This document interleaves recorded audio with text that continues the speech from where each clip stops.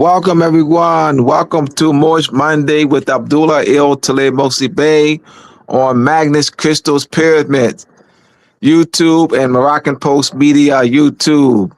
Welcome, everyone. If you haven't subscribed to the channel, please do so. Let people know that we're live. Share this to your various social media platforms. We're live and direct. We have a very thought-provoking lesson for you tonight. Across my screen is my website, mooresandmasonry.org. For any of my books, Moors Masonry Part 1 and Part 2, Masonic Complex Square, The Connection to Measurement and Timekeeping, How Venus and Moon Rule, Etymology Vocabulary, Supplement You 1, and the Illuminati and Illumination of the Mind. Go to mooresandmasonry.org. This is a topic that is dear to my heart, and we're gonna be hitting heavy on for quite some time. We have we got a national tour starting in Savannah, Georgia. We're still looking at either May or June. Still working out the planning for the date. All right, so we're gonna get started about Israel. All right. Peace.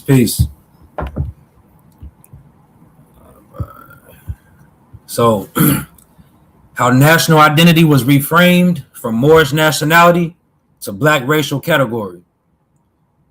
The interconnection among nationality, sovereignty, and governance by Abdullah Talib Mosi Bey, co-founder, curriculum developer, teacher of the Moroccan Post School of Government and International Law, founder and editor-in-chief of the Moorish Civil Letter newsletter, established in 1995, and the Masonic Gate newspaper, established in 2001. Thought-provoking question.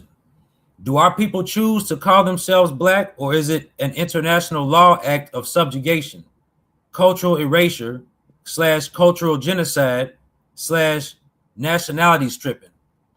Note, explain your answer. Put your answer in the chat. What say ye? Do our people choose to call themselves Black? Or is it an act of subjugation, an international law act of subjugation? Going to the chat now.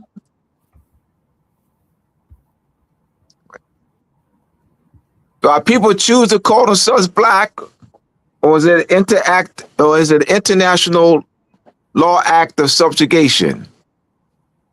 What say ye? Still got more people coming in. Mm-hmm. Where's Savannah? We're looking at the Savannah Convention Center.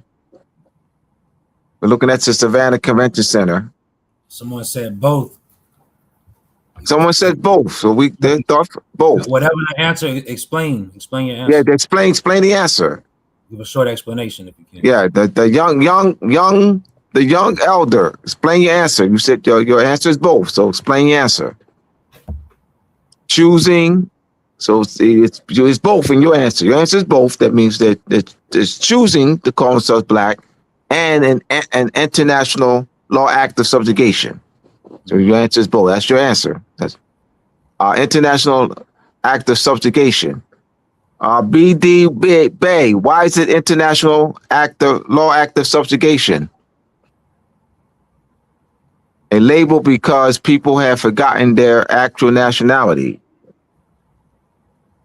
Black's a label because people have forgotten their nationality. So that's your answer.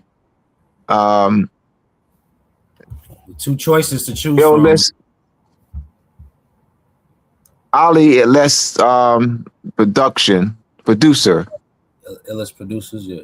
Is that Illis? Illis. Illis. Oh, thank you. I read the at as an A. I read at Illis producer. Yeah, You can tell I'm slow. Yeah. All right, so what's the word? All right, greeting to. All right, international type your answer in. You guys go for about another minute. Another minute. Mm-hmm. Which one we want to address? We have the illest producer to 2438. I'm driving. All right, so all right. Can't.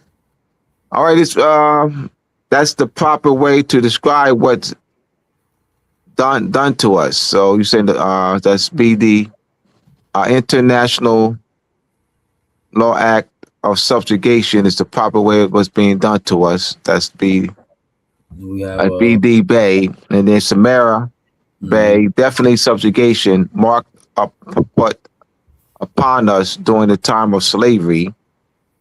During the time of slavery, so that means slavery's over. Just we'll see. Let's analyze that too. During the time of slavery, to separate us from our illustrious history, our land, and our Moorish title. We'll see whether slavery is over.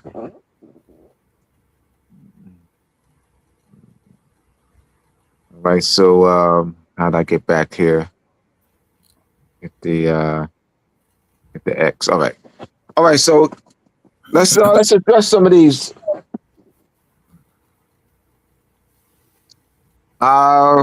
Which one you want to start with both? All right, both. We'll start with both. So how we at so the choosing to call ourselves black would mean, all right, so in the principles of contract, that was a conscious act on our part. Mm-hmm. Yep. We were not forced. Mm-hmm. So Forced, free will, mm-hmm. voluntarily, willingly, knowingly. There was no force involved. I just want we got to go through some analysis with this. So yeah, that's that critical thinking. We got to facilitate critical thinking. So understand, and when you have both now, the choosing, understand what choosing means, and in the terms of contract, choosing. All right. Free will, voluntarily, willingly, knowingly, right? Consent, we consented to it. Mm-hmm. So, and then you said both, and so the other one is would be force, subjugation. Elements would be opposite, yeah. Yeah, elements would be opposite.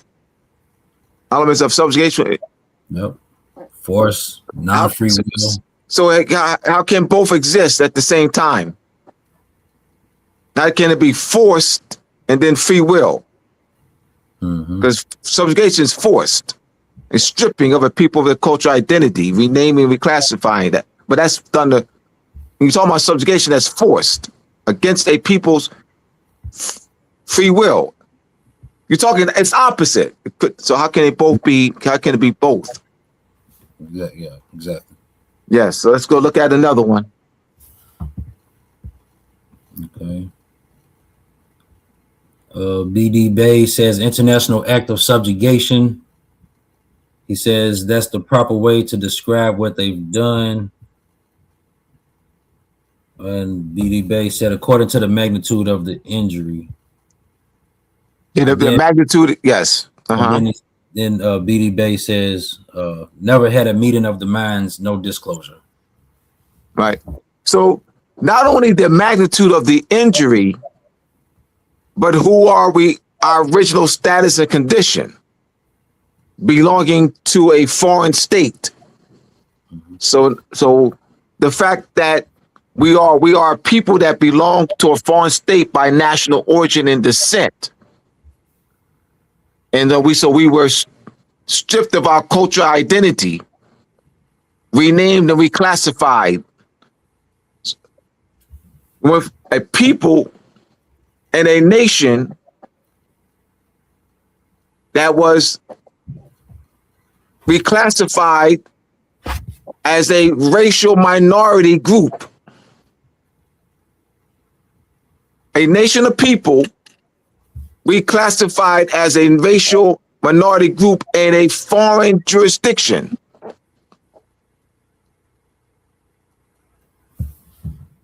What else do we have?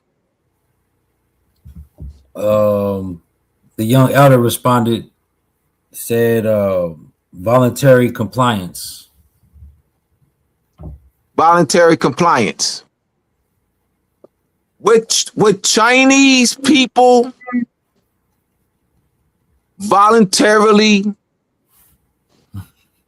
call themselves yellow? Like what would that mean for the Chinese people to voluntarily call themselves yellow? You got Chinese people now that they know who they are, their culture, their flag, their national seal, you know, their cultural identity, their nationality. They're placed in among the family of nations,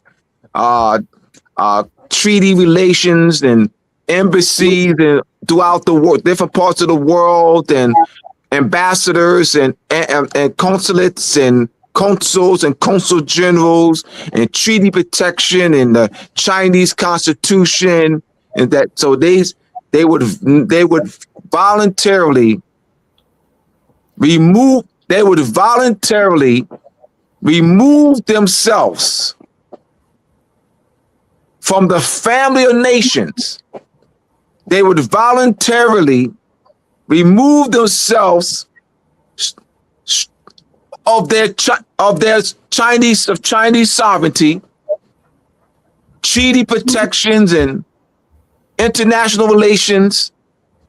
They would voluntarily dismantle their government structure, ending, all Chinese embassies and Chinese ambassadors and, consulates worldwide.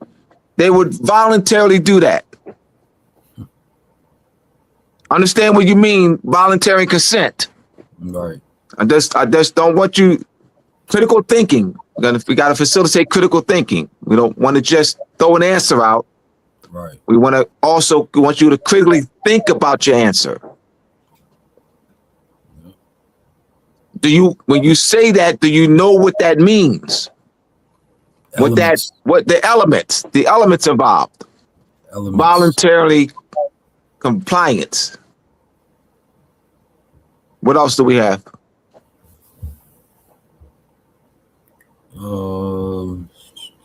We can tackle. Okay, so let's add. We started with this because we want to get y'all wheels rolling. Yeah.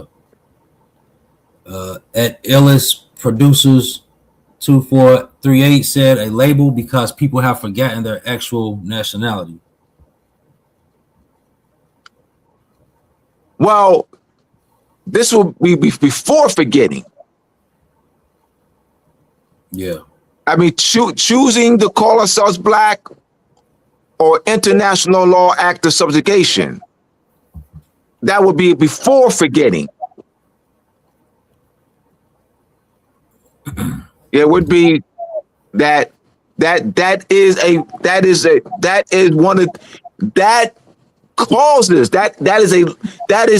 long-lasting effect. The forgetting is the long-lasting effect of being stripped of our cultural identity, meaning the forgetting our collective history. That's an effect of the subjugation. The putting that on a people and then they forget immediately. No, that's a result of that's part of the long-lasting effect. and where we are today. The forgetting. Read that again. The forgetting because they A label because people have forgotten their actual nationality. They forgot it because of the subjugation, because of the culture stripping, because of the renaming and reclassification. So that's a effect. Mm-hmm. That's a long lasting effect. Yeah. Mm-hmm. You say we're aiming at the cause and not the symptom. Yes, that's absolutely, that would be the forgetting is the symptom. Mm-hmm. The cause is the stripping, right, of our cultural identity, and renaming, reclassifying it, and being placed into a artificial and fictitious racial, with a racial category of black. All right, so we can move on. So I just wanted to get the juices flowing, y'all. Man, get the juices flowing. Mm-hmm. That's why we started with that.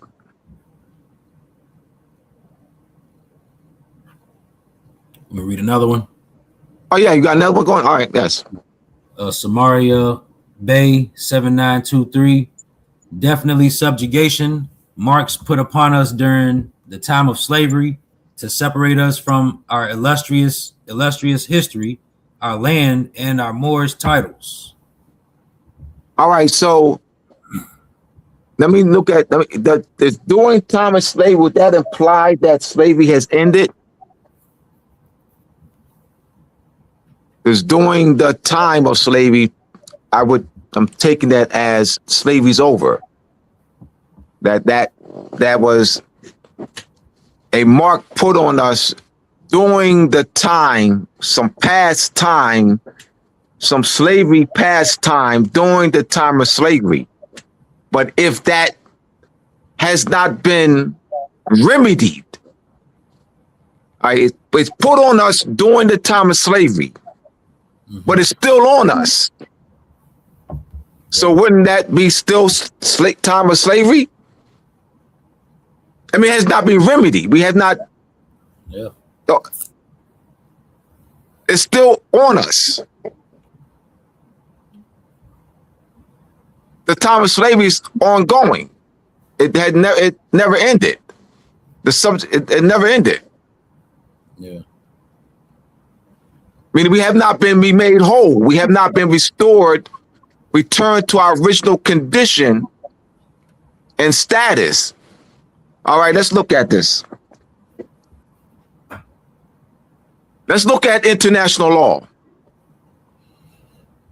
whereby a nation or kingdom or empire of people been subjugated or had lost their sovereignty due to conquest or subjugation, our military occupation,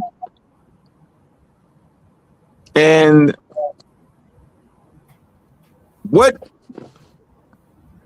let's look in international law. How are they restored though?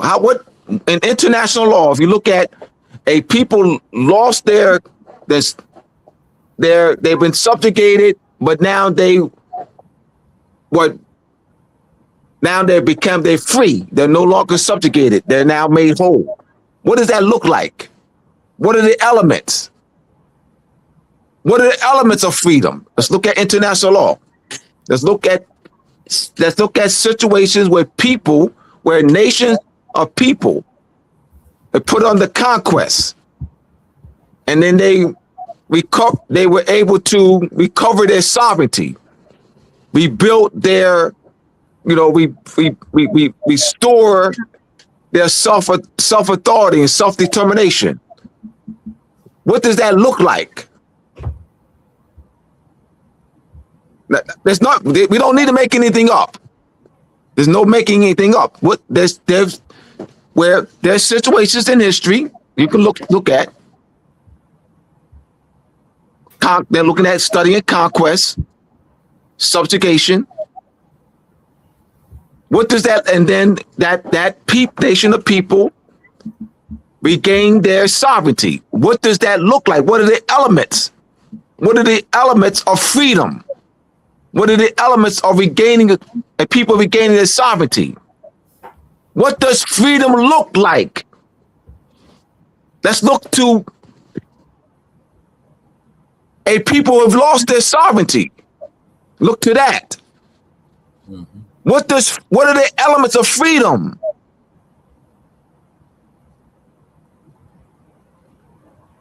Have we been returned to our original condition and status?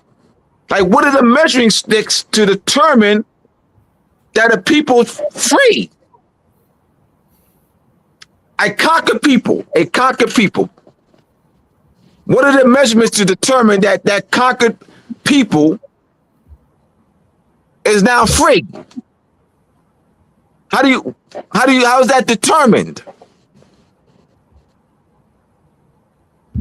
Don't you would look at the position they were in before conquest and subjugation? Like, wouldn't that be a measuring stick? Their position, their condition and status before conquest and subjugation, slavery, bondage. When you start there, like when we start there, like this, to say that a people is free, how that's measured?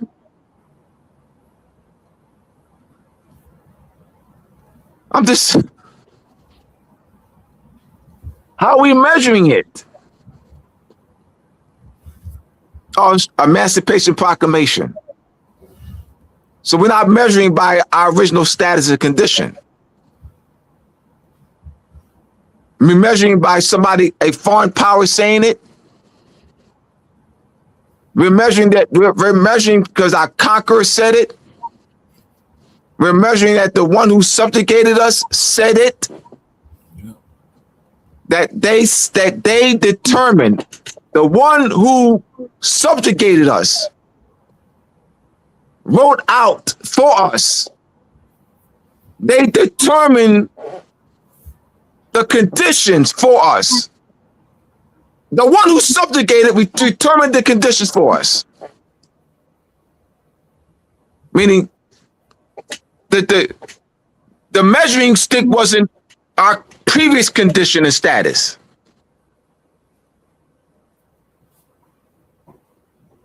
It's just this level of thinking discussion has not been presented to our people. And that's what happens when we strip a people of their culture, our people, and stripped of their cultural identity. See what happens. They don't have their measuring stick of their original status and condition.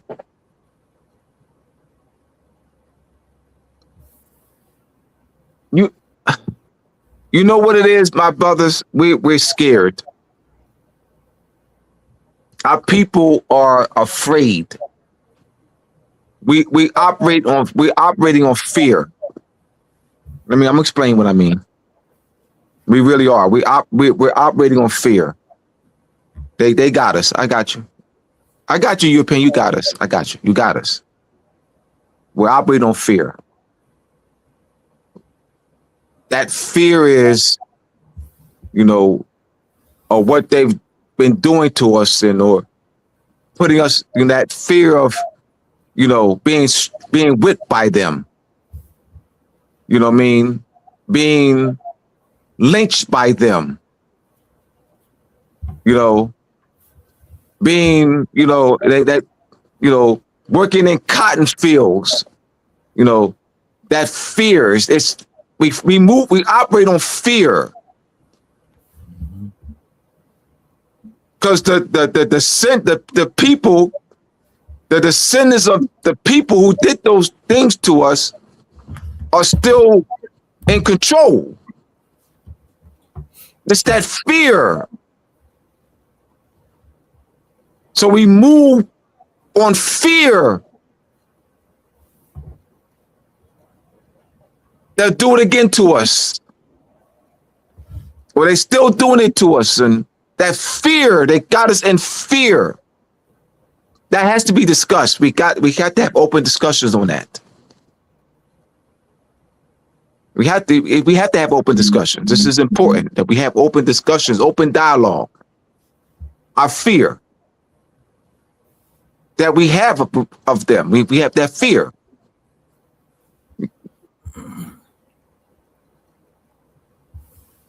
And then they continue to remind us. They continue to remind us when they knock us over the head with the bully goat stick. They continue to remind us when they do a Rodney King on us. They continue to remind us when they snatch us out of cars and beat us senseless. They continue to remind us. Let's talk. We gotta. The best. Let's talk about it. Yeah. You don't think they're thinking that to keep us in check? You don't think they're thinking that they're conscious of doing those things, continue to do those things to us to keep us to keep us fearful, to keep us in check? Yes, they're conscious of that, of what they're doing. They don't need no more police training. They don't need no police training. You're an idiot, Abdullah. No, I'm not. Why don't they do it to Europeans then? All right. If they were snatching Europeans out of cars, if they was doing a Rodney King on Europeans too, then I'll say, oh, they need police training. Is it really about police training? Really? Is it really about that? Because then if they were doing it to them too, then I'll be pushing for that. They're not doing it to them. Means they know how to handle situations. They're not doing it to them. If they was doing it to them, like, oh, they need police training. They don't need no police training. It's a conscious act. Let's not be fooled. That's all. Who's he fooling? All right, we're gonna move on. I just wanted to address, that came to my mind, Israel. Maybe I went off topic a little bit. No, that's important. That's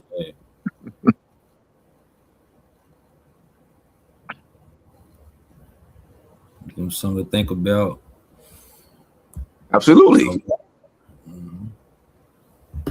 We are talking about subjugation too. Is this why? The symptoms. Absolutely.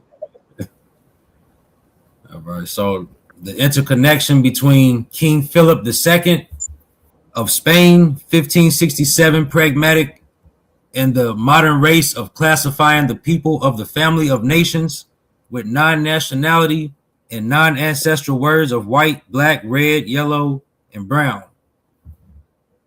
Stripping the Moors / black Moors / blackamoors / blacks of their nationality and cultural identity.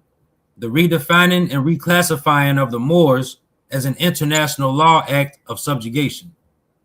And this is a major abuse. I mean, this is more major than the police brutality. Yeah. I'm not an idiot. That's a symptom. I'm not an idiot. Mm-hmm.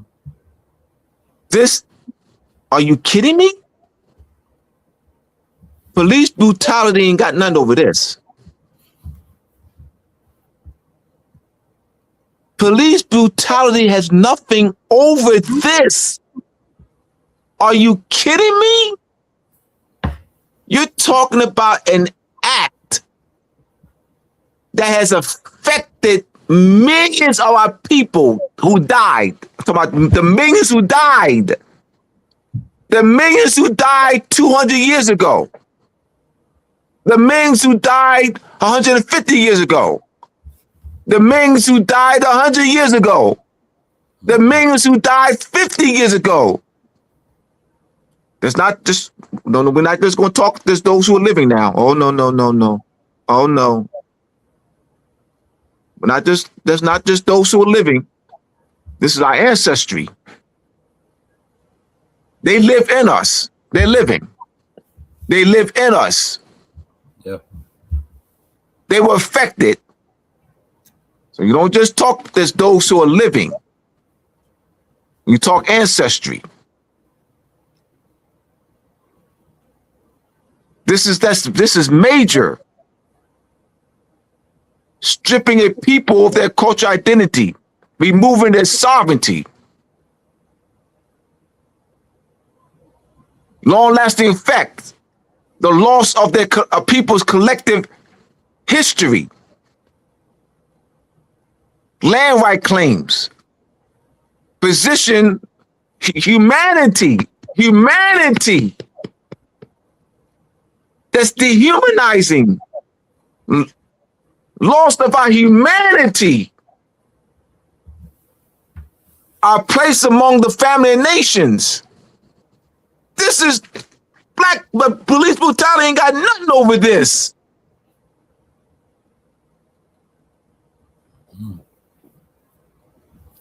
Continue, Israel. I just want to bring this. We gotta. This is. We gotta put in its proper perspective. This is huge. Yep. Suppressing the collective historical memory of the Moors. The 1567 Pragmatic, also known as the Pragmatica Sanción, was a royal decree issued by Philip II of Spain on January 1st, 1567, designed to forcibly assimilate the Moriscos, Muslims who had been forced to convert to Christianity, by systematically erasing their Moorish heritage.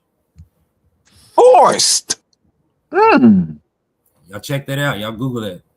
Read into Erasing their Moorish heritage. Yep. And that Pragmatica, under different names, the elements of it was what? Enforced by France, applied by France and England and Portugal, and by the United States for over 200 years on us, under different names. And in the United States jurisdiction, they're called racial category. Here we go.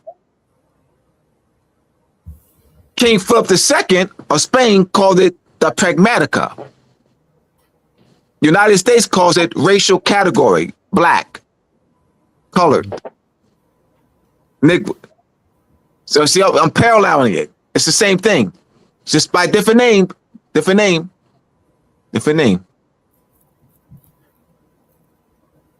What? Was it erasing their Moorish history? So what does black do? Colored, people of color, colored people, Negro.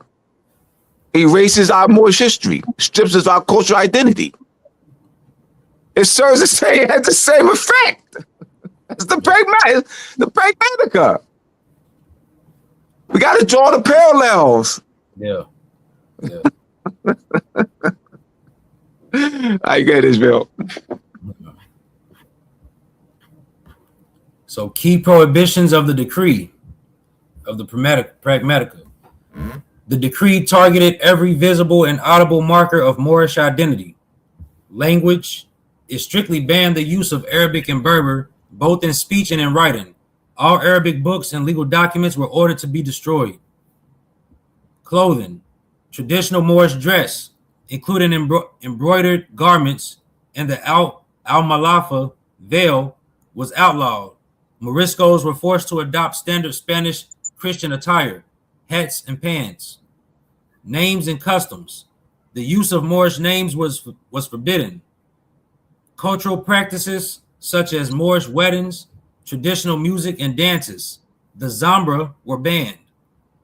Daily life, public baths, hammams, central to both hygiene and social life in Islamic culture, were ordered to be demolished. Education. Morisco children were required to be educated by the Catholic Church to ensure they grew up without their ancestral heritage. Motivations and consequences.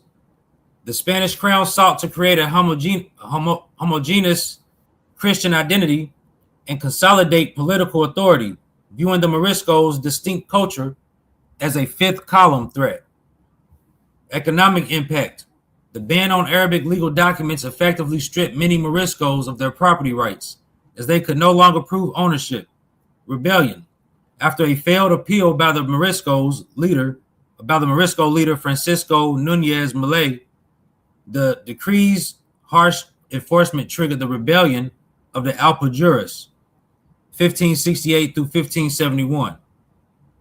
In final suppression, the rebellion's defeat led to the mass deportation of over 80,000 Moriscos from Granada into the other parts of Castile, eventually paving the way for the total expulsion of the Moriscos from Spain in 1609.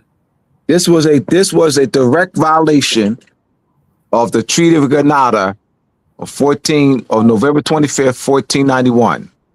It was put into force in January 1492. And in the Treaty of Granada, Moors, protecting Moorish personal rights. So Abu Muhammad surrendered Moorish sovereignty of Granada to Queen Isabella and King Ferdinand. But that didn't surrender the Moorish personal rights. The Treaty of Granada protects the Moorish personal rights. Also has an extraterritoriality clause where Moors be judged under Moorish law. So stripping us of our cultural identity, removing the treaty protection of the Treaty of Granada.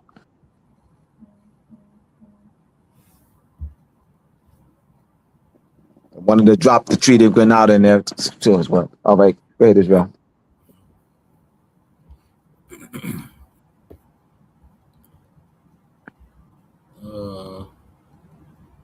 I could provide a detailed summary of Francisco Núñez Malay's memorial, which was the primary formal protest against this decree. Should we examine his arguments for cultural preservation? Christians in name, the Morisco problem, 1499 to 1614, chapter 7. Cambridge University Press and Assessment. The Morisco problem and the politics of belonging in 16th century.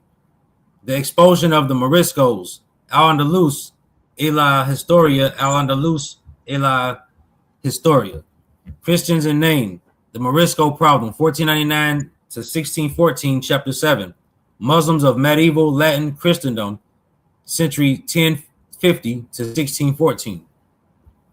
According to the pragmatic, which was to come into force at the beginning of 1567, written and spoken Arabic and Berber would be banned together with tradition. The European Shriners and European grottos / mystics maintained the stolen legacy and heritage of the Moors. AI overview. The Shriner's fez is a red brimless hat with a black tassel, adopted in 1872 as the official headgear for members of Shriners International. It was chosen to reflect the Near East and Arabian themes of the fraternity, and it features the official emblem of the organization, including a crescent and scimitar, 2 claws, a sphinx, and a 5-pointed star. The hat serves as an outward symbol of membership, and its emblem represents different aspects of the fraternity's characteristics and philanthropy. All right, so what does it mean for the Shriners, European Shriners that look like Donald Trump? What does it mean? What act is it? What act is it when they rename and reclassify the Moorish fairs as the Shriners Fairs. What is that act called? They rename and reclassify the Moorish fairs as the Shriners Fairs.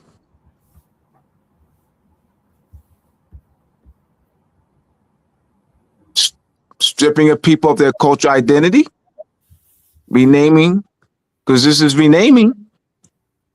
Not only renaming a people, but this is culture bandit. This is culture theft.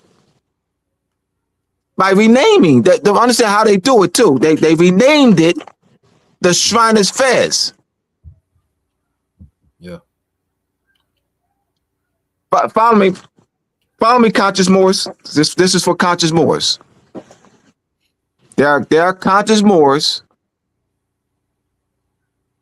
that will, like, what I have on and what Israel has on. Let's look what we have on.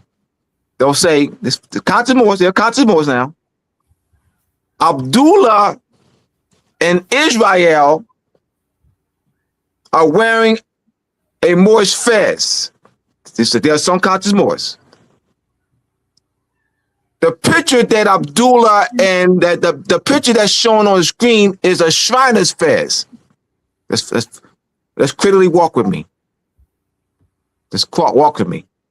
Abdullah and Israel are wearing a Moorish fez.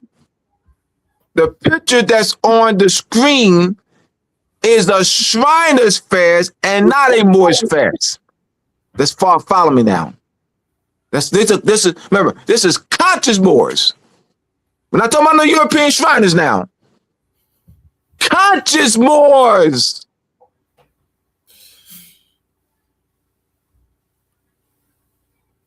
How is that? Come on, conscious Moors.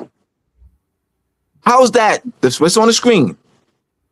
A Shriner's fez. Talk to me. Come on, conscious Moors. How's it a Shriner's fez?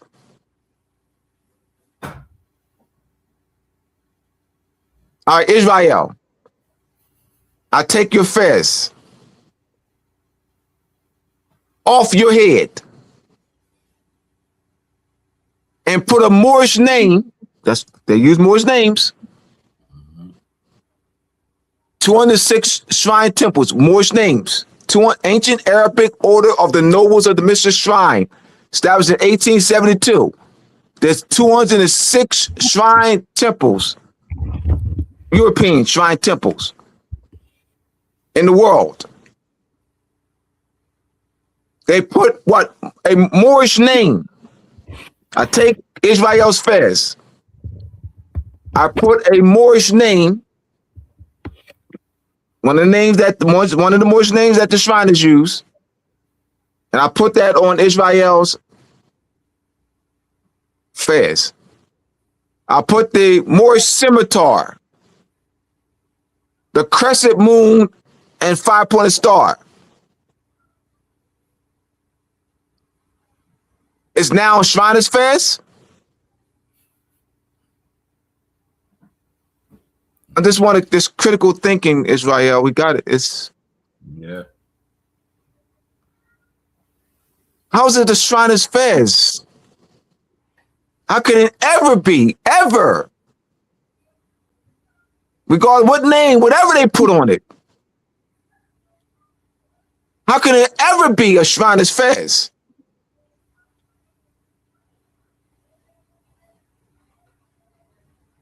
Meow. Meow. Yo, dog. Meow. You see that dog over there? Meow. Abdullah, that's not a dog, it's a cat. I mean, yeah, because I've heard that so many over the years with conscious Moors, and we just gotta challenge that. We gotta challenge. We do, because that's a weakness. The misconceptions is a weakness. misconceptions or weakness in this movement. It inhibits our growth, our development. Yeah. It inhibits our growth mentally, politically. It stunts. And that is not, this is just indicative of what about the lack, the misconceptions there. What? Critical, we have to stimulate critical thinking in this movement. We have to stimulate critical thinking among our people. That's conscious Moors and unconscious Moors. We'll go to the next one. I just wanted to take the time doing that because I mean, that is huge.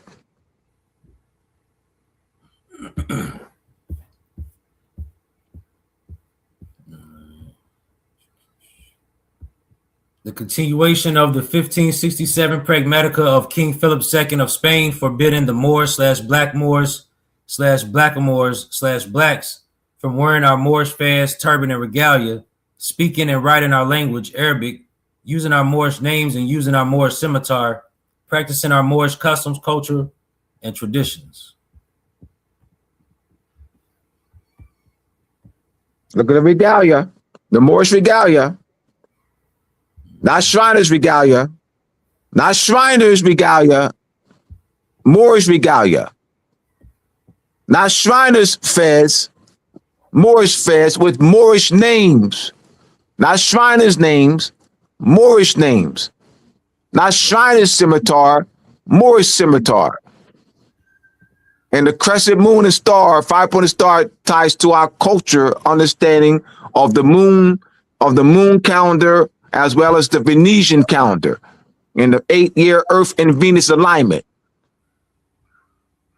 that forms that Rosetta or 5-pointed star in the sky.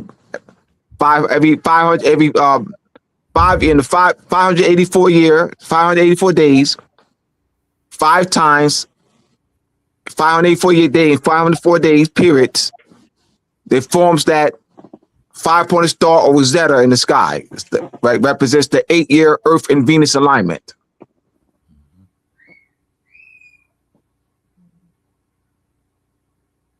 You can read that, Israel. The Mummers Parade joined Zafar Grotto and Rafaz Club in custom for the 78th cartoon themed Mummers Parade. Walk or ride a float. Bring a float if you wish. Help promote the Grotto Foundation, giving kids candy and toothbrushes. And then guess what the symbol, the logo for that, they have a toothbrush in the form of with a Moorish fez. And they see the teeth. Yes. I think is that we can move on. Mm-hmm. In June of 1923, Washington, D.C. prepared for thousands of men to descend upon the city for the 49th annual session of the Imperial Council of the Ancient Arabic Order of the Nobles of the Mystic Shrine. In other words, the Shriners were coming to town.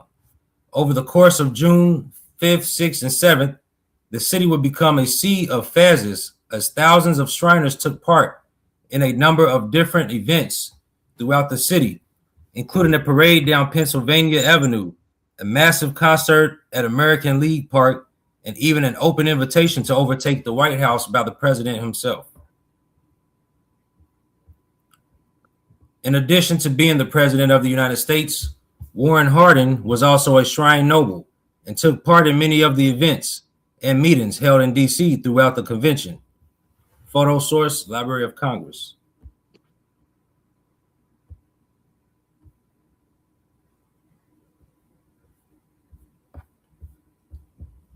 Old French postcard, the Zouaves in traditional attire on the big halt in a caption are provided by our contributors. Pardon me.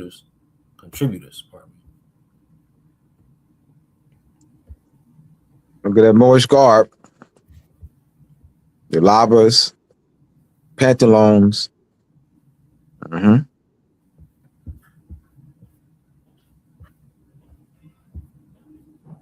The Zouave jacket frenzy. The Zouave jacket frenzy in the 1860s. Military uniforms have influenced fashion throughout history and continue to do so today. In the mid-19th century, Americans were taken with the French Zouave in the Crimean War as they were publicized in newspapers and magazines. Americans were so enchanted by the Zouave that volunteer units for the Civil War modeled their uniforms after them, and women and children began wearing jackets and vests that mimicked the style.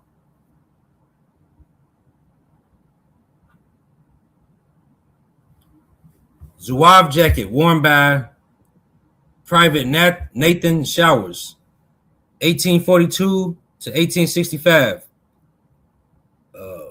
What's the CO? Company. Company 114th Pennsylvania Volunteer Infantry. Collis Zouaves, 1953.140.1A. Maryland Historical Society, gift of Mrs. R. Corbin Taylor. The original Zouave date back to 1831 in North Africa. A French battalion operating in Algeria to maintain their hold on the territory was made entirely of people from the North African tribe called the Zouawa.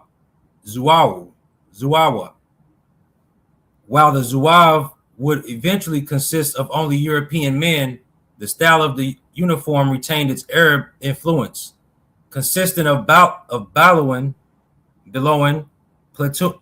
pantaloons, an embroidered waistcoat or jacket, and a fez.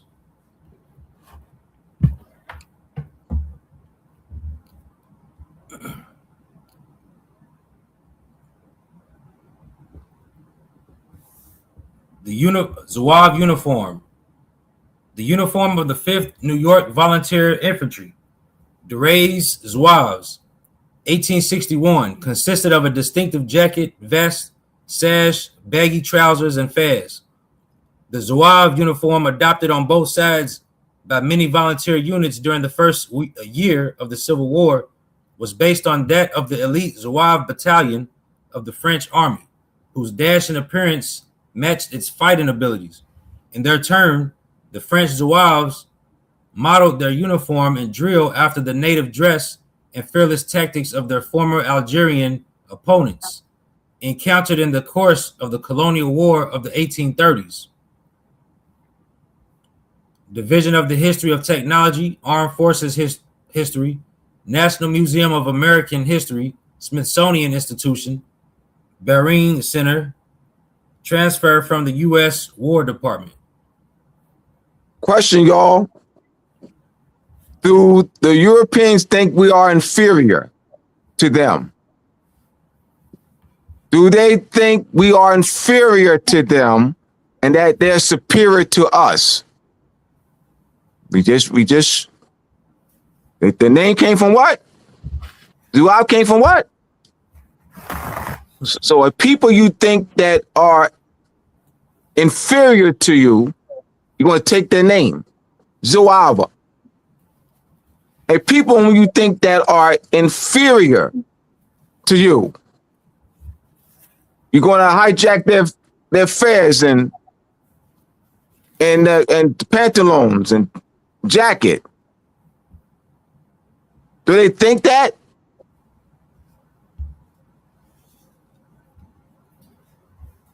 Or they want us to think that about ourselves and think that they want us to think that they're superior to us and we're inferior to them? Mm-hmm. Why would you wear the clothing of an inferior people you think are inferior? I mean, it doesn't fit logically though. But we're not thinking logically because it's all emotional because we lack the knowledge. You continue.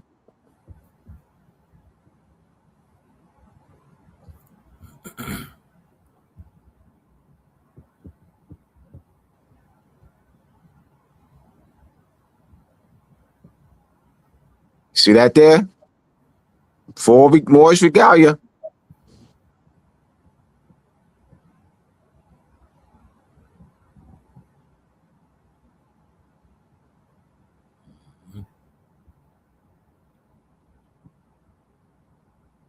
Turban. Mm-hmm.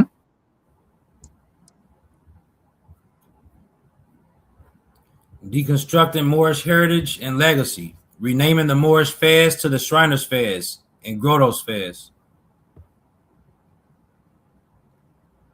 History of the Moorish Empire in Europe by S.P. Scott, author of Through Spain.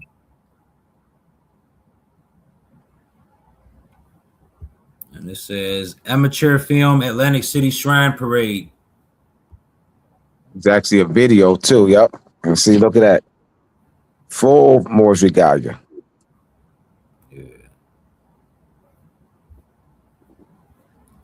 King Philip II of Spain, 1567, Pragmatica Edict, stripping the Moors / Black Moors of our cultural identity, fast turban regalia, Moorish names, Moorish architecture. Former Islam temple at 650 Geary Street is city landmark number 195. So we got Moorish architecture. They designed the shrine temple buildings in the form of Moorish architecture.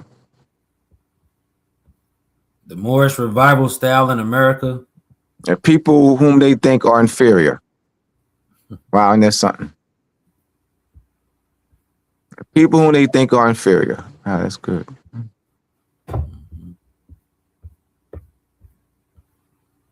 A people whom they think are inferior.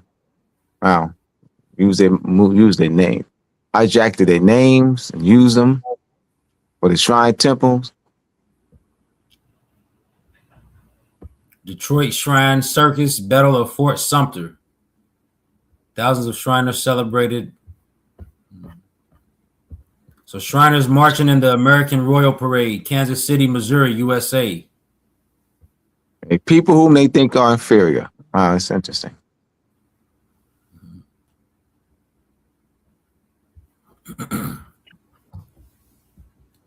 A people whom they think are inferior. It's interesting. Mm-hmm.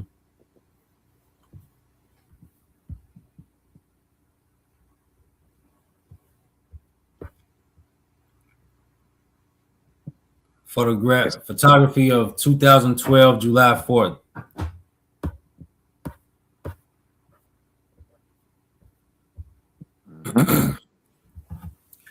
Francois Bernier, Carl Linnaeus, and Johann Friedrich Blumenbach, the fathers of the national and cultural identity stripping race paradigm, classifying the people of the family of nations with non-nationality and non-ancestral words of white, black, red, yellow, and brown.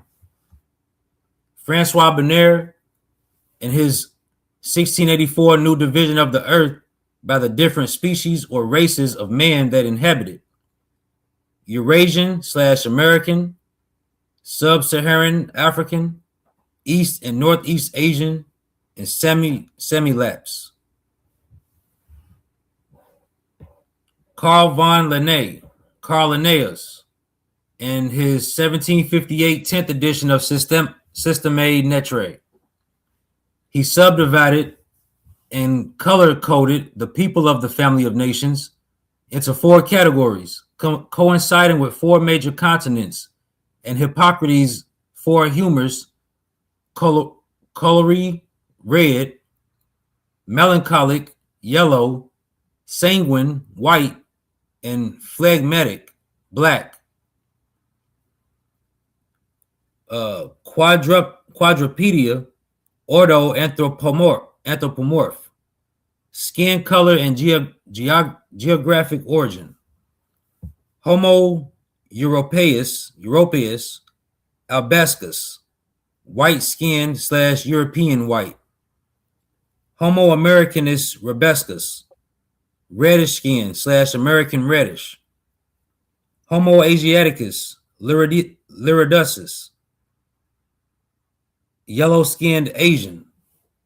And Homo africanus nigger, dark skin / black African.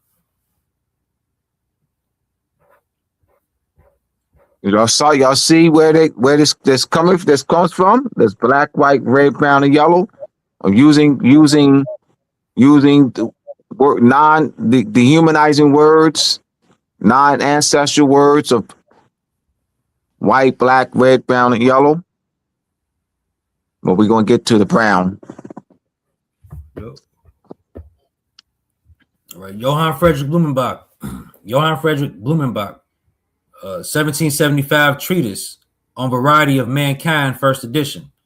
Johann Friedrich Blumenbach, 1795, third edition, 5-part naming system for the people of the family of nations. Caucasian, Caucase, European, white race / white. Note, Blumenbach was the first to use the term Caucasian for European and white. Mongolian, Mongolique, yellow race / yellow. Ethiopian, Ethiopique, black race / black. American, Americane, red race / red. And Malayan, Malake, brown race / brown. Humans could be divided in varieties. All national differences in the form and color of the human body run so insensibly by so many shades and transitions, one into the other, that it is impossible to separate them by any but very arbitrary limit.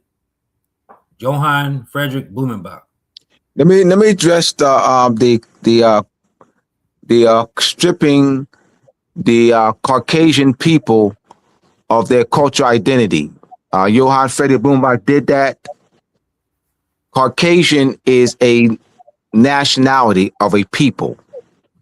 When Johann Friedrich Blumenbach placed the nationality, ancestry of a people, the Caucasus, into his racial category, that is stripping and associating it with white. That's a stripping of the Caucasus people of their cultural identity. So what you see on the day, white / Caucasian, that's stripping a people of their cultural identity. I like when we're called the sins of slaves. That's stripping a people of their cultural identity. Slave is an Eastern European nationality. So we used to refer to us as descendants of slaves. That is stripping the people of Eastern Europe of their cultural identity. Does it mean that now? It never stopped meaning that. Does it mean that now? So a modern meaning takes precedence. Means that it's a cultural identity of a people. It's a nationality of Eastern European people. So it doesn't mean that now. It doesn't mean that. It means what now? Like, so you see that? I just wanted to drop that too, because that's stripping of people of their cultural identity.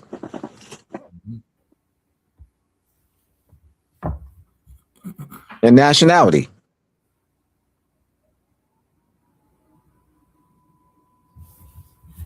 It's not white / Caucasian. It's not white / European.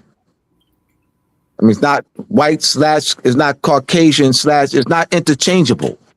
That is a specific nationality of people.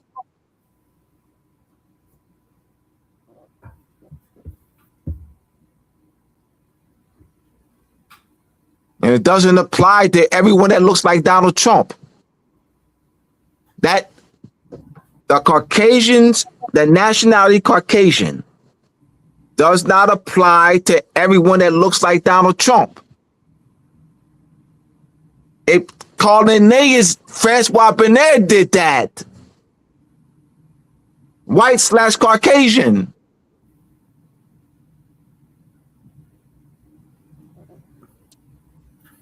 So we're going to look at the origin of things.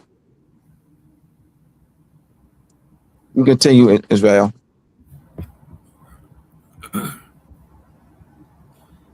How has Francois Bernard, Carl Linnaeus, and Johann Friedrich Blumenbach's works being used to maintain the international law act of subjugation of our people?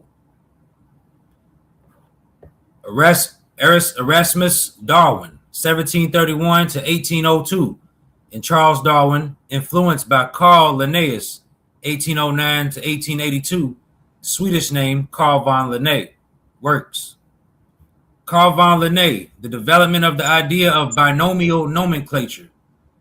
Imre Uekerson, at this website.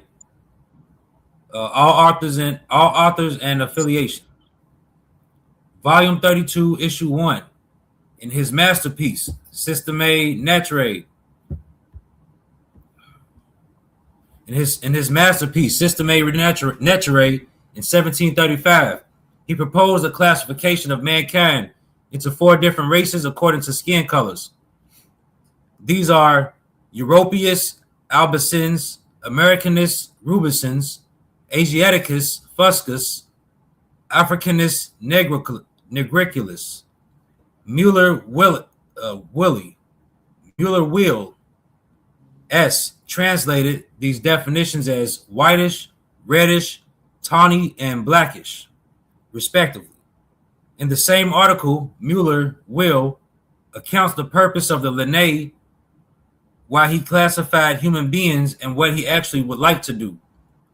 According to his explanation, Linné aligns skin color or different physical features with characteristics that vary with environment or any other exogenous factors, and Linné was not interested in the races. His classification was based more on geographic regions. We well know that Charles Darwin, 1809 to 1882, one of the founder figures of the theory of evolution, which constitutes the main backbone of biology, was also aware of Linné's works and was deeply influenced by him. Linné's binomial nomenclature spread all over Europe rapidly. In England, Erasmus Darwin, 1731 to 1802, grandfather of Charles Darwin, was the first translator of Linnaeus's works from Latin to English. In addition to his grandfather's translations, Charles Darwin also knew Linnaeus's work in terms of his own botanical work. Darwin mentioned about Linné in his Opus Magnum, The Origin of Species. In his own words, expressions such as the famous one by Linnaeus, considering Darwin's theory of evolution by natural selection changed the position of man in the universe and its effect on human thought. Linnaeus's influence gains value once again in this respect. So you see that Carl Linnaeus influences Carl Linnaeus's work influenced Charles Darwin's and his grandfather. Yep. So common understanding meaning / common man's understanding of white applied in the United States jurisdiction from 1790 to 2025. How did the Europeans come to be classified as white and Caucasian in the United States? 79 Naturalization Act, United States Census, the Race and Ethnic Standards for Federal Statistics and Administrative Reporting, Directive Policy Number 15. Excerpt from Marion L. Smith's article entitled Race, Nationality, and Reality. Judges in different jurisdictions had different ideas of what constitutes whiteness. Many thousands of elected county judges across the nation simply relied on their common understanding of race, an understanding presumably shared by the local community.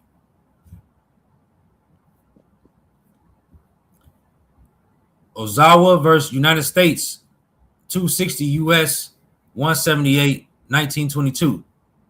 The term white person, as used in Revised Statute 2169 and in all other earlier naturalization laws beginning in 1790, applies to such persons as were known in this country as white in the racial census when it was first adopted, and is confined to persons of the Caucasian race, P.260 U.S. 195.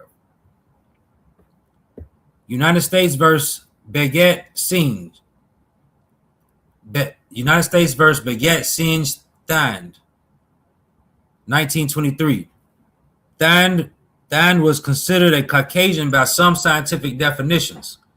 The court ruled that the term white person should be interpreted based on the common man's understanding.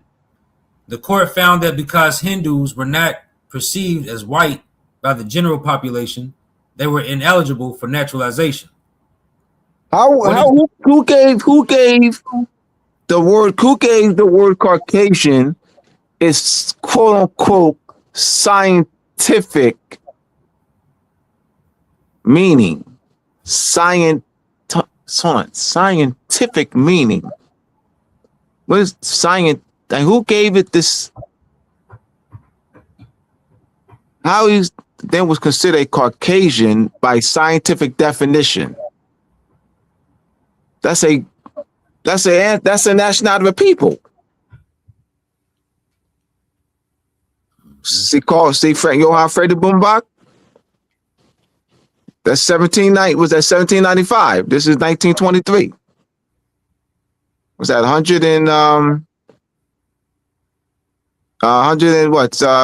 28 years?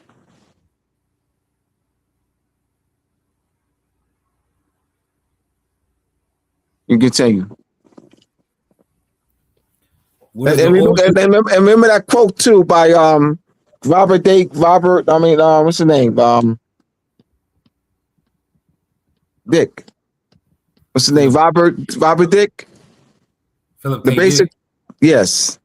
The basic tool for the manipulation of reality is the manipulation of words. Those who control the meaning of words control the people who must use them. Yep. So we're demonstrating here. They can see what that phrase means. That's profound.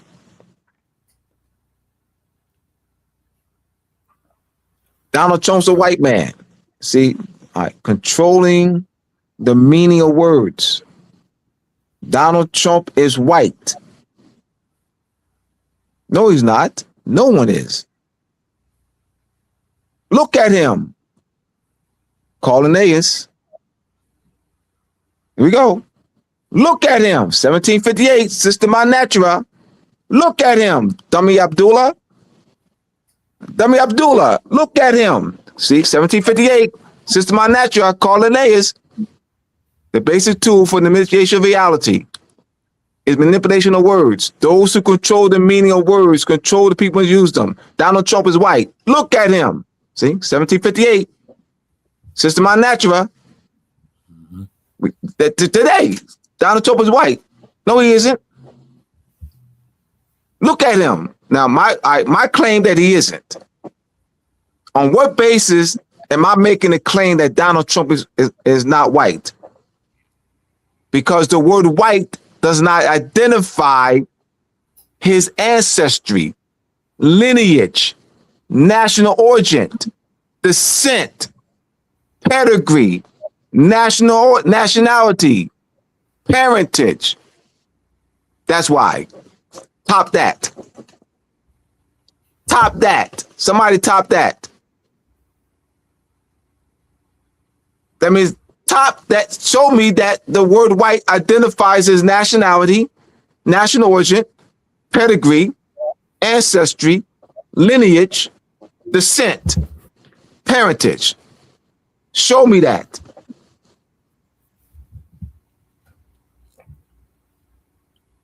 He's not white. No one is. Donald Trump is white. Let's look at the grammar. is the verb to be, existence, present tense, verb to be, existence. The word white does not identify the existence of any people. Meaning nationality does, national origin, ancestry, lineage, pedigree, descent. You didn't say he looks, you didn't say his complexion is that, you said he's white. It does, that's, is the verb to be, existence. We ain't gonna be called haters. How we doing it? Let's follow us, bro. Let's follow us. Let's follow how we doing it.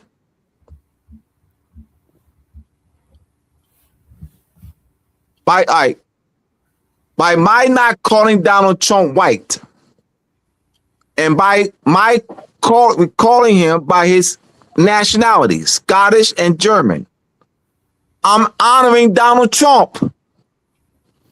Anyone who calls Donald Trump white, hear me out, y'all. Anyone who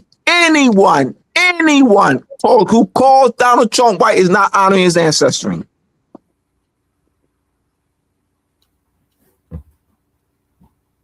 We gotta get them out of the fictional world, too. Mm-hmm. We gotta force them to deal with us in the real world. Yeah.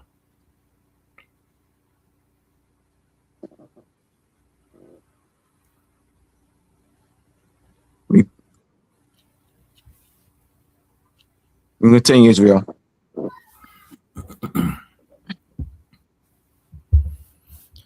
What is the origin of the common understanding meaning of the word color as used by the Equal Employment Opportunity Commission, EEOC, and United States courts? What is the origin of common understanding meaning / common man's understanding of using complexion, skin tone, pigmentation, and shade to define the word color?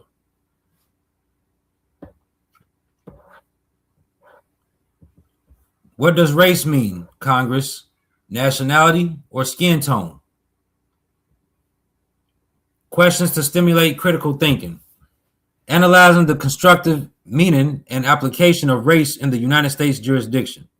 Number 1, what is the meaning of race in the 1790, 1980, 1990, 2000, and 2010 United States censuses? Number 2, what is the meaning of race in the United States Race and Ethnic Standards for Statistics and Administrative Reporting Directive Policy Number 15, implemented by the Office of Management and Budget in 1977? Number 3, is race determined by visually observing one's skin tone / skin color / complexion / pigmentation? Number 4, is race determined by one's ancestry, national origin, or descent? Number 5, what is the relationship between citizenship and race? Number 6, is black a nationality, skin color, or legal status? Number 7, is white a nationality, skin color, or legal status? Number 8, why does the word nationality not appear in the 1970, 1980, 1990, 2000, and 2010 United States Census? Number 9, why are nationalities such as Chinese, Filipino listed under the race question in the 1970, 1980, 1990, 2000, and 2010 United States Census? Number 10, are nationality and race synonymous and interchangeable? Number 11, are nationality and color synonymous and interchangeable? Number 12, why is the word nationality placed on forms used in the United States Immigration and Citizenship Office? And why is race instead of nationality used on the United States Census? Number 13, why are the words nationality and citizenship separated by a slash nationality/citizenship on forms used in the United States Immigration and Citizenship Office. Number 14, are nationality and citizenship synonymous? Number 15, are nationality and race synonymous and interchangeable? Number 16, does race relate to citizenship? Number 17, does race mean skin color, skin tone, does race mean skin color / skin tone / complexion / pigmentation? Number 18, does race refer to the geography of a nation of people? Number 19, does race refer to a nation of people's national origin, ancestry, consanguinity, or descent? Number 20, do the terms white and black denote the nationalities / national identities of two nations of people, such as Chinese, Nigerian, Dominican, English, French, etc.? And number 21, do the terms white and black refer to the United States? And the reason why you have 2010 census on there, 2020, I wrote these questions in 2012. These very questions, 2012. These questions are 13 years old. You know, and I got my managed. I got people who are now, grabbing. And my consciousness, I was still in the misconceptions then, but I had this understanding. So that this is the level I was on, my understanding. You know, I had already, the article Race, Nationality and Reality by Marianne Smith. I came across that article in 2010. So I understood the common understanding meaning. I came across that term in that article in 2010. So I'm loving this, to be able to pass this on, you know. And I taught this. This is not the first, but they didn't pick onto it. They didn't see the value in it. You know, Israel and the others are seeing the value in it. Yeah. Right. What is the meaning of the United States Supreme Court Justice Daniel's statement in the 1857 Dred Scott versus Sanford case in the context of international law? That the African Negro race never have acknowledged as belonging to the family of nations, that as amongst them there never has been known or recognized by the inhabitants of other countries anything partaking of the character of nationality or civil or political polity, that this race has been by all nations of Europe regarded as subjects of capture or purpose. Now, Jasmine Crockett, my dear sister, Congresswoman, she would refer to, she has a law degree. And I love the sister. She would refer to Justice Daniel as a white supremacist.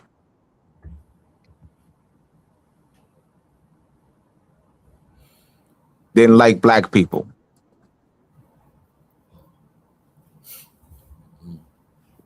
This is all right.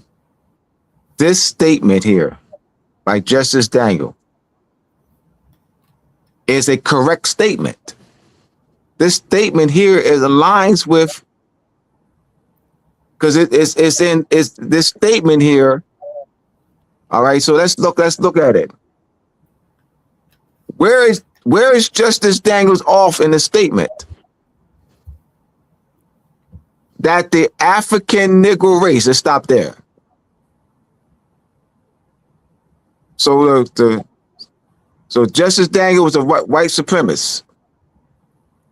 African Negro race.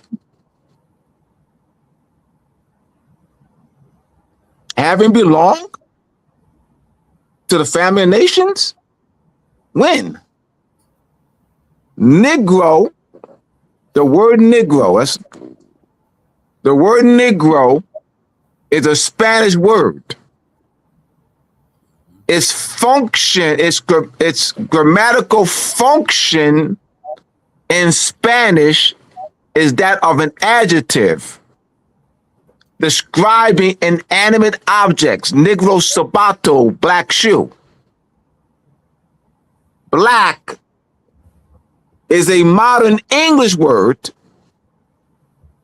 Its grammatical function in modern English is that of an adjective. Black shoe.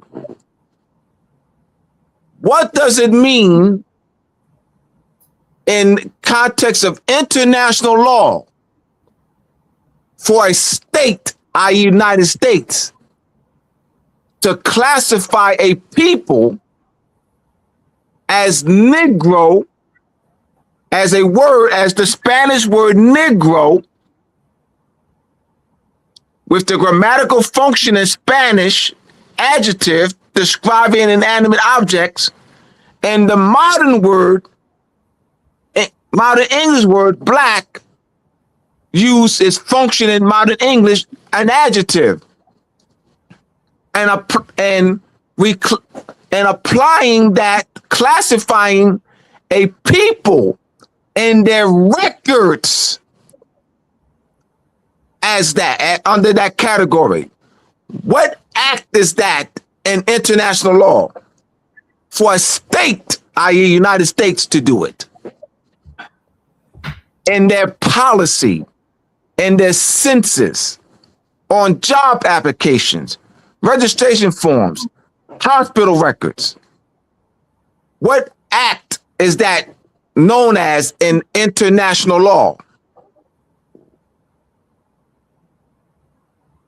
Subjugation. Stripping a people of their cultural identity, renaming and reclassifying them. Removing the status that of a people and a nation to a racial minority category is subjugation.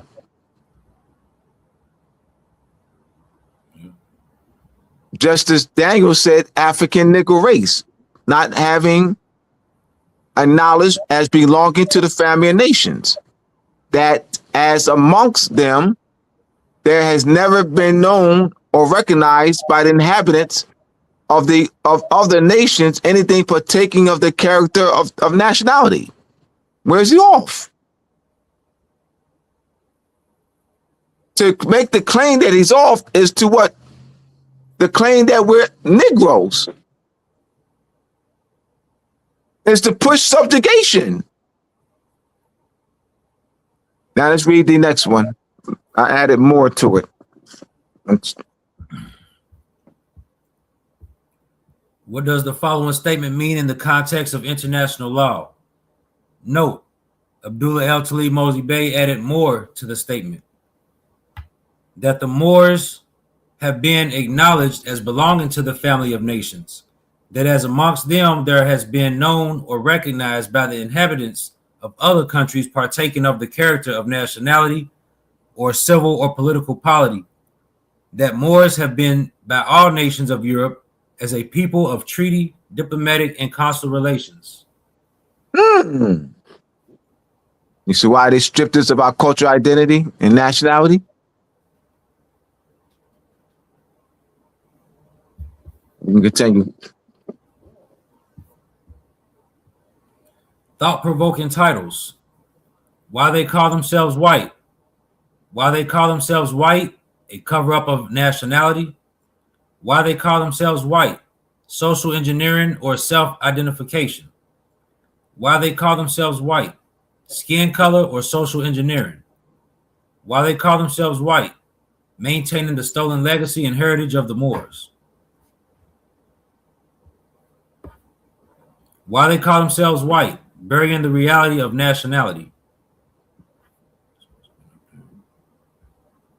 Part 2, interconnection among nationality, sovereignty, and governance.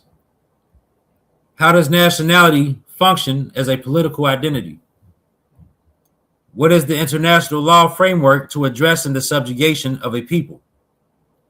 How is the legal and political force of a people's nationality restored? How is a subjugated people's legal bond restored to their nation of national origin? How did the Moors slash Black Moors slash Blackamoors slash Blacks become a part of the United States legal system? What is the Moors slash Black Moors slash Blackamoors slash Blacks original status and condition?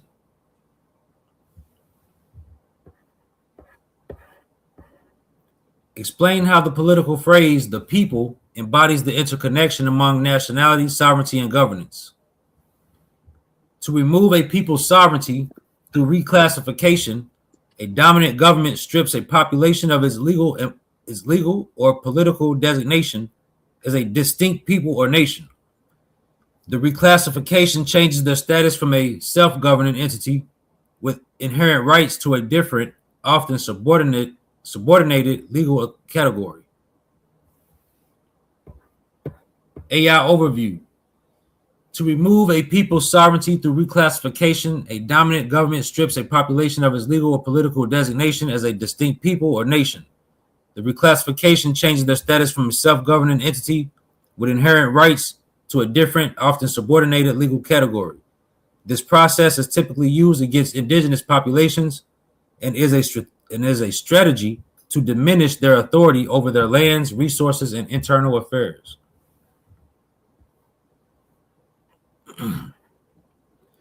How reclassification is used to remove sovereignty. Shifting from sovereign nation to minority. By recasting a distinct people as simply an ethnic or racial minority, a state can argue that they do not possess special inherent rights to self-governance. The rights of minorities under international and domestic law are often not as extensive as the collective right of a people to self-determination. Consequences of reclassification for sovereignty. The removal of sovereignty through reclassification has severe consequences for the affected people. Erosion of self-governance. It undermines the legal basis for a people to govern themselves, create their own laws, and manage their own affairs. Loss of rights in land. It can eliminate special rights guaranteed by treaty and open the door for the confiscation of traditional lands and resources. Limited legal resource. By changing their legal status, a government can restrict a people's access to justice and legal protections.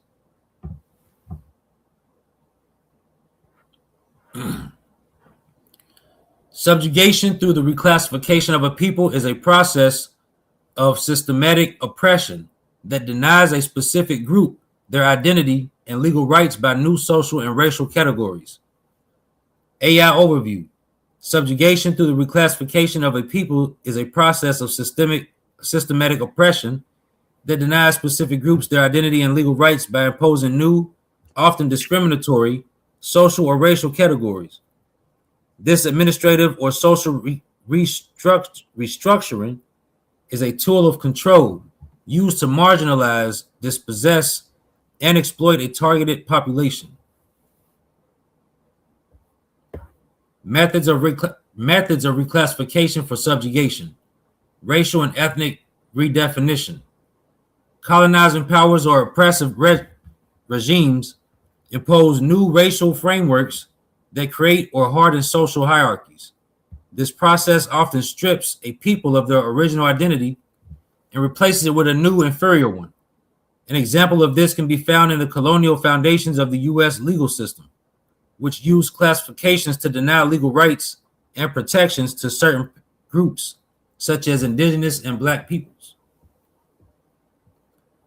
Imposed legal status. By legally reclassifying a people, a dominant group can deny them fundamental rights, exclude them from citizenship, or categorize them as a subordinate class.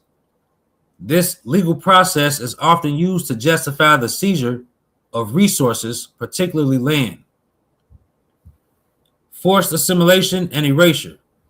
Reclassification can be used to legally erase the identity of a population by forcing assimilation into the dominant culture.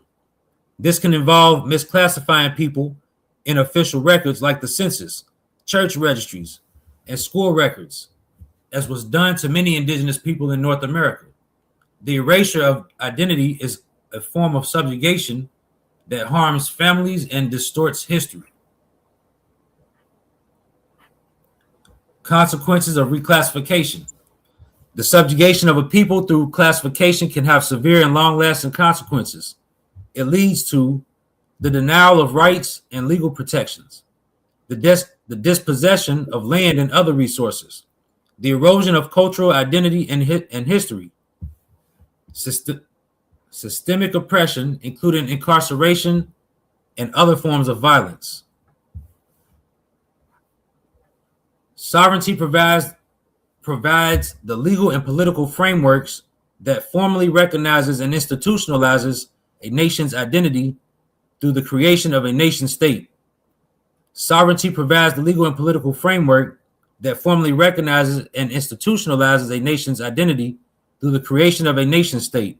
In this model, sovereignty, traditionally defined as supreme authority over a territory, is fused with the principle of national sovereignty, which asserts that a national community has the right to govern itself.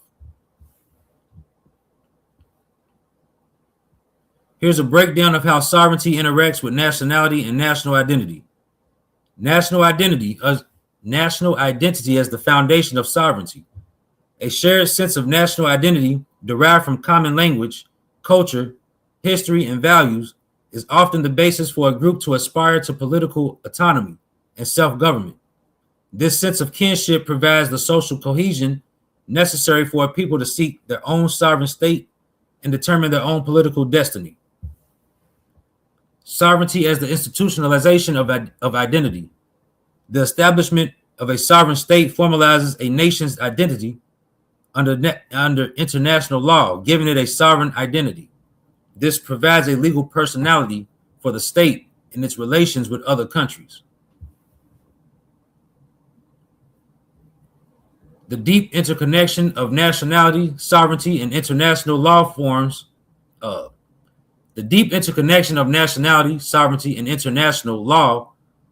the bedrock of the modern state system, establishing the framework for relations between states and defining the rights and duties of individuals. AI overview. The deep interconnection of nationality, sovereignty, and international law forms the bedrock of the modern state system, establishing the framework for relations between states and defining the rights and duties of individuals. While sovereignty grants a state the right to govern its population, international law sets boundaries on this power and increasingly emphasizes the rights of the individual, particularly regarding nationality. The link between sovereignty and nationality. Sovereignty defines nationality. The principle of state sovereignty gives each country the authority to determine who qualifies as a national. This power to legally define its population is a core component of statehood. This is done through domestic laws that specify the criteria for acquiring and losing nationality, which often rely on principles such as jus sanguinis, nationality by descent, or jus soli, nationality by place of birth. Nationality affirms sovereignty. An aggregate of nationals creates the personal dimension of a state in international relations.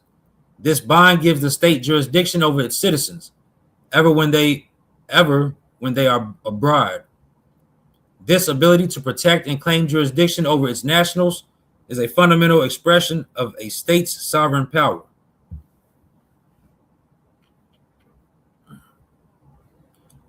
How international law impacts sovereignty and nationality.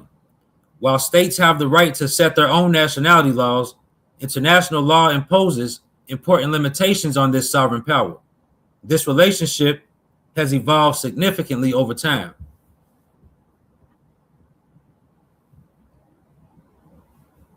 Number one, limits on state power. International law restricts the absolute power of states regarding nationality and sovereignty through conventions and treaties, such as human rights agreements. It prohibits the arbitrary deprivation of nationality and aims to reduce statelessness, obligating states to grant nationality in certain situations to those who would otherwise be stateless. States must exercise their sovereignty in accordance with international legal obligations, including respecting human rights. Number 2, recognition and diplomatic protection. For international recognition of nationality, a genuine link between the individual and the state is often required. The International Court of Justice's Notenbaum case emphasized this principle, stating that recognition requires a genuine social connection, not just a legal one. This genuine link is particularly relevant when a state offers diplomatic protection to its national whose rights have been violated by another state. Number 3, human rights and the individual. Modern international law increasingly focuses on individual rights, shifting some emphasis from state sovereignty. The Universal Declaration of Human Rights recognizes a right to a nationality as a fundamental human right. International human rights law protects individuals. International human rights law protects individuals based on their inherent dignity, not solely their nationality, placing obligations on states to protect everyone within their territory or jurisdiction, including foreign nationals and stateless persons. That's the end of that, brother. Oh, awesome. All right. Let's see if we have any questions. Let me see if I went to the comment. Got a lot of comments.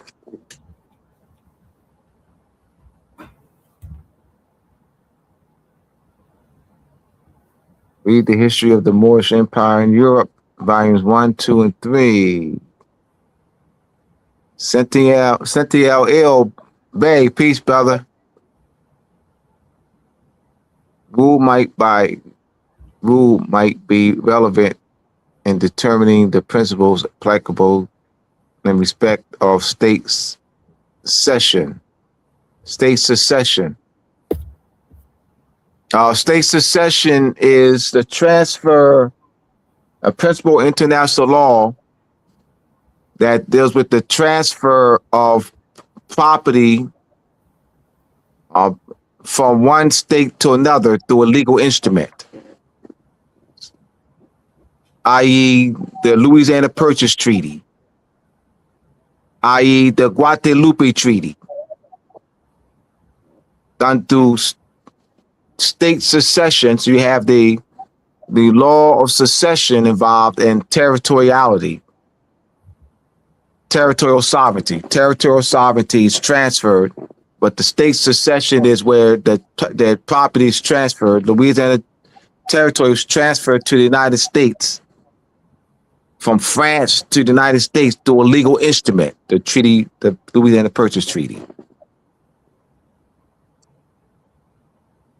I just wanted to define the term that's used. Mikael, do you think Blumenbach, Renier, Linnaeus were commissioned? They were their research was funded, and their studies were adopted by universities. Carl Linnaeus' study was adopted by many universities as well as Blumenbach. So they were well supported and funded. Were they commissioned by you're talking about by a government? You're asking if they commissioned by, was Francois Bonner commissioned by the French government? Was Linnaeus commissioned by the Swedish government? All right, that's research we'll look at into Israel. Was Blumenbach commissioned by the German government, or was there an international body that commissioned them? All right, that's me, I ain't making nothing up. Right. I am not too proud to say I don't know, and I will say this time that Israel and I will look into that. I will say that this time, and we will look into that because that's a great question. Yes. So we have to just do some more digging on that.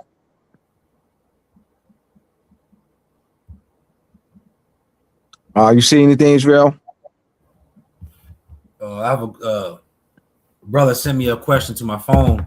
Oh yeah. Let me hear this. He said, how will we know what our culture was before subjugation? All right. The word, if you look at, so it means how do we know who we are before subjugation? Blackmore. Yeah, Blackmore in the Geneva Bible, the 1560 Geneva Bible, spelled lowercase b, L-A-C-K, uppercase M-O-O-R. That's in the 1560 Geneva Bible, like 10, 11 verses, as well as the 1599 Geneva Bible. Blackmore and the Blackmore in the 1611 King James Bible, Ethiopian substituted the same verses the King James 1611 King James Version, at the same verses at Blackmore appears in the 1599 Geneva Bible. The word the Ethiopian replaced Blackmore in the 1611 King James Version. Mm-hmm. Why is that? And why was Blackmore in the 1560s? So now we look in the 1500s. Look at the spelling of Blackmore in the 1500s. Lowercase b, L-A-C. Can you put that up there somehow, Israel? The spelling. You type that up there. The spelling of what? Blackmore. So they can see it. They just put it. Yeah. One of the. At the end. There you go. Just go to the end and put. Right here. All right, there it is. Thank you. All right. So yes. So you see the spelling of Blackmore. Lowercase b, L-A-C-K. Now, why is it lowercase and more is capitalized? There's a space. So we can't read past stuff. We got to analyze it. Analyze and ask questions. Look at the spelling of it. Why isn't black capitalized? Why is more capitalized? Why did Ethiopian replace Blackmore? Then you have, look at Blackamore. So where in the 1500s, Blackmore, more is easily recognizable in that structure. Lowercase b, L-A-C-K, space, uppercase M-O-O-R. But it's formed during the 16, 17, 1800s, more is less recognizable. Look at it. Both the B and M are lowercase. And Blackamore was used interchangeably with Negro and Ethiopian throughout the 16, 17, 1800s.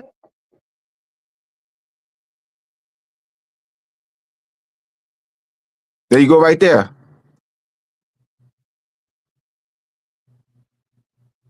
And then they removed more. A more to Blackmore to Blackamore to black. And then you have scholars say that there's no connection.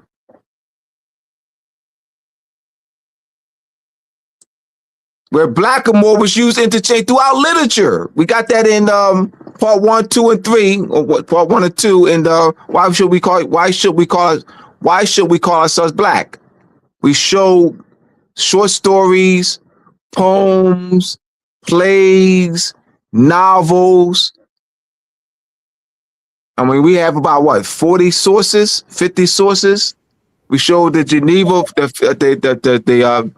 the 1560 Geneva Bible references of Blackmore in 1599. We show the 1611 King James Version, same verses with Ethiopian. We got receipts galore.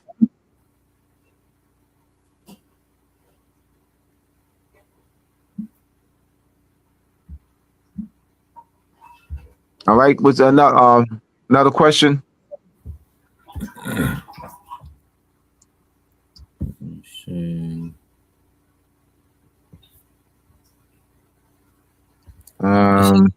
It is correct to say that the Moorish Empire already existed in the past, and it must revert to sovereignty to the family of nations.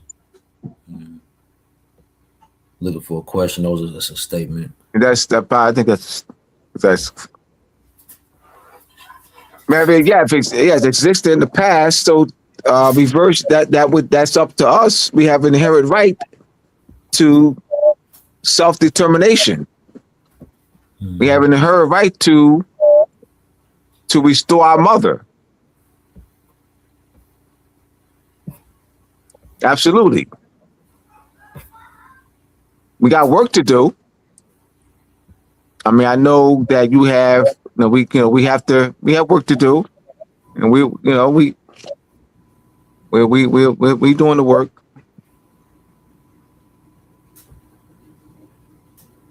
Racial categories, slavery continue with the use of the labels. Absolutely.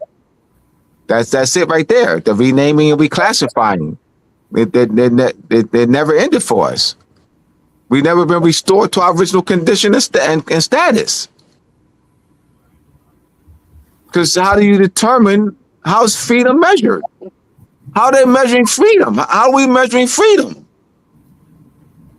Like, how would anyone, let's look at, like I said, you go to international law, look at actual study, actual examples of people being put on the conquest. And then they are restored to their original condition. What does that look like? What are the elements? Like Ceylon. Say again? Like Ceylon. Ceylon, absolutely, Ceylon. So self-rule, self-determination, self-governance.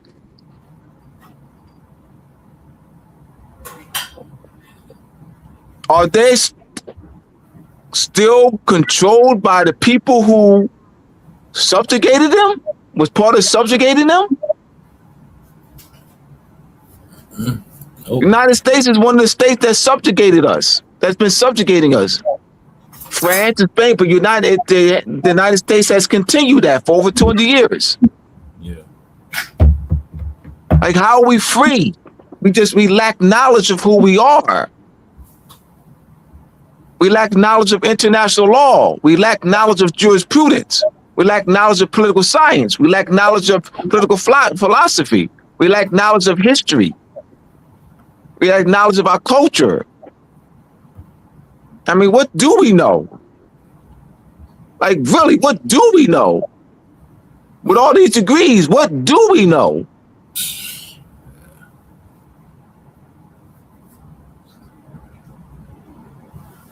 That's a good question.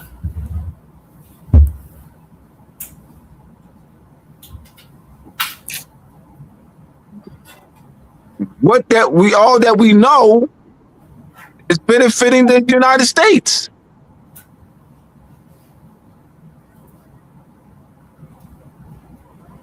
They use us as the tax base, as a labor force, as futures.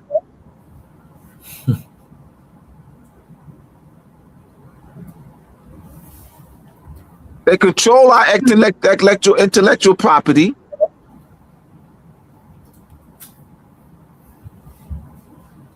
They hold death certificates on us, on our been died. They hold every avenue. So what I used to get excited when I used to get excited when one of our children, like I hear on the news, or a news report,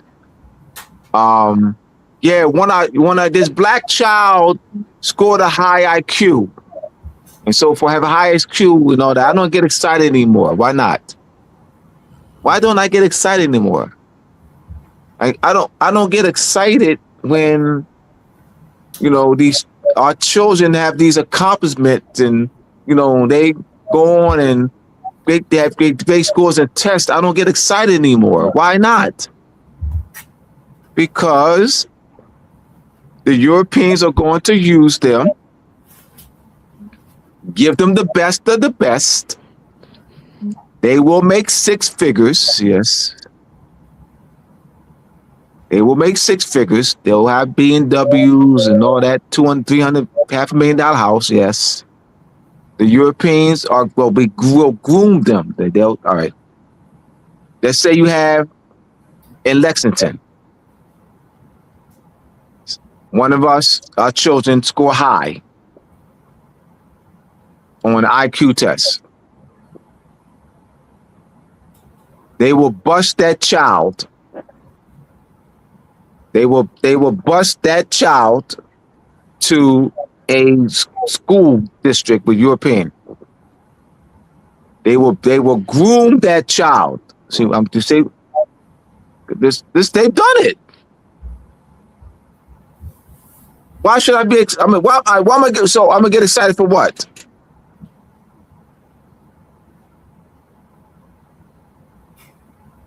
They're gonna use him. They're gonna benefit. I mean, that individual person's family is going to benefit too individually, but they're gonna make millions off of that person.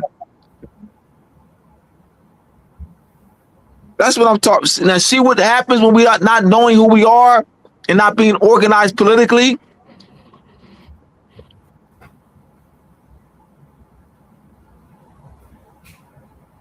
I remember one of my former co-workers said to me, brother from Ethiopia, that they take the brains out of Ethiopia. They take the brains. France took the brains out of Nigeria. That's what they do.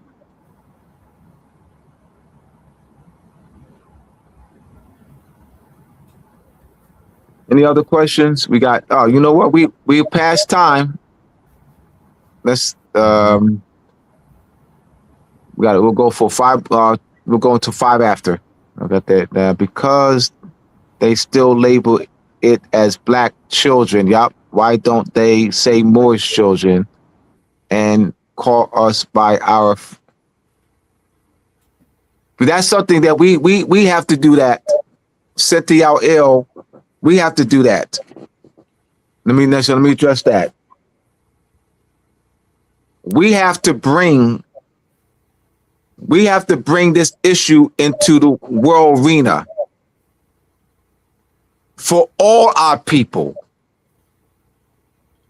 Mm-hmm. We have to bring this subjugation, the renaming and reclassifying, the stripping of. We have to bring this. We have to do it. They're not going to do it. We have to do it. Yeah, it wasn't a domestic act. It was an international. It's an international act.